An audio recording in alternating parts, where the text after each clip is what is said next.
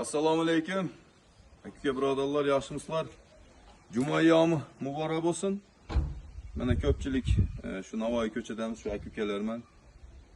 Sababi 1982-yilda tug'ilgan Usmonov Islombek akamiz og'ir betob bo'lib, shu kunda Indiyaga ketish kerak bo'lyapti.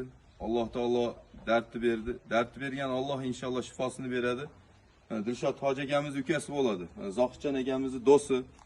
Dilshod Hoji akamiz, Islombek akam ko'pchilik taniydi. Rossiyaga borgan ko'p yosh bolalarni hunar o'rgatib, sababchi bo'lib ishli bo'lishiga, mehnat o'rgatib ko'p bolalarga sababchi bo'ldi bu akalarimiz. Alloh rozi bo'lsin. Aka birodarlar, kelinglar, befarq bo'lmaylik. Mana Dilshod Hoji akamiz mana shu porterni mana shu ukasiga berdi. Shu porter mana sotiladi hozir. Samasval shu porterni oladigan aka-ukalar bo'lsa, shu porter xudo xolasa shu operatsiyaga ishlaydi.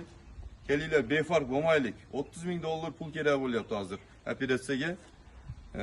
Bunday kun har kimning boshida bo'lishi mumkin. O'shuning uchun ko'pchilik birgalikda toma ko'l bo'lar deb qo'yadi. Alloh taolo rozichilik uchun harakatda to'xtamaymiz. Aka birodarlar, qani bismillah deb harakat qilaylik. Alloh taolo siz bilan bizni sababchi qilib qo'ysin shu ishga. Kelinglar, ko'pchilik harakat qilsak, xudo xolasa bunaqa ishlarni ko'pini bitirib bersak bo'ladi. Qirg'izistonda ko'pchilik birgalikda harakat qilsak, xudo xolasa ko'pchilik haftasiga shunaqa operatsiyalarga 10 tadan odamlar bitirib bersak bo'ladi, sababchi bo'lib, xudo xolasa. Harakatdan to'xtamaymiz, kelinglar. Aka birodarlar, mana juma kuni turibmiz, mana shunday ishda Alloh taolo siz bilan bizga sababchi qilib qo'ysin.